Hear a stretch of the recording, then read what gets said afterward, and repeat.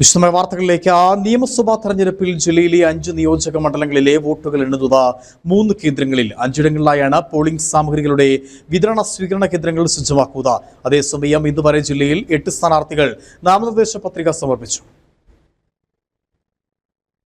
ദേവികുളം നിയോജക മണ്ഡലത്തിലെ വോട്ടെണ്ണൽ മൂന്നാർ സർക്കാർ വൊക്കേഷണൽ ഹയർ സെക്കൻഡറി സ്കൂളിലും ഉടുമ്പൻചോല, തൊടുപുഴ, ഇടുക്കി നിയോജക മണ്ഡലങ്ങളിലെ വോട്ടെണ്ണൽ പൈനാവ് EMRSലും പീരിമേട് നിയോജക മണ്ഡലത്തിലെ വോട്ടെണ്ണൽ കുട്ടിക്കാനം മരിയഗിരി ഇംഗ്ലീഷ് പബ്ലിക് സ്കൂളിലുമാണ് സജ്ജമാക്കുന്നത്.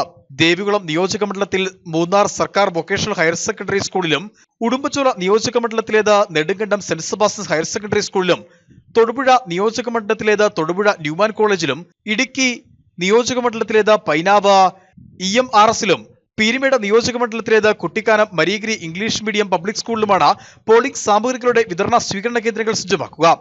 അതേസമയം നിയമസഭാ തെരഞ്ഞെടുപ്പനുബന്ധിച്ച് ജില്ലയിൽ ഇതുവരെ 8 സ്ഥാനാർത്ഥികളാണ് നാമനിർദ്ദേശ പത്രിക സമർപ്പിച്ചത്.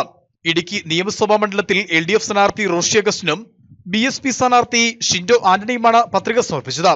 ദേവികുളം മണ്ഡലത്തിൽ LDF സ്ഥാനാർത്ഥി A രാജ, LDF സ്ഥാനാർത്ഥി ഈശ്വരൻ R, NDA സ്ഥാനാർത്ഥി S രാജേന്ദ്രൻ എന്നിവർ നാമനിർദ്ദേശ പത്രിക സമർപ്പിച്ചു. ഉടുമ്പൻചോല മണ്ഡലത്തിൽ LDF സ്ഥാനാർത്ഥി KK ജയചന്ദ്രൻ, BSP സ്ഥാനാർത്ഥി PK സജീവൻ എന്നിവരും പീരിമേട് മണ്ഡലത്തിൽ LDF സ്ഥാനാർത്ഥി K സലീംകുമാറുമാണ് പത്രിക സമർപ്പിച്ചത്. തൊടുപുഴ മണ്ഡലത്തിൽ ഇതുവരെ ആരും നാമനിർദ്ദേശ പത്രിക സമർപ്പിച്ചിട്ടില്ല. മാർച്ച് 23 വരെയാണ് നാമനിർദ്ദേശ പത്രിക സമർപ്പിക്കുവാനുള്ള സമയപരിധി. News desk, Idukki vision.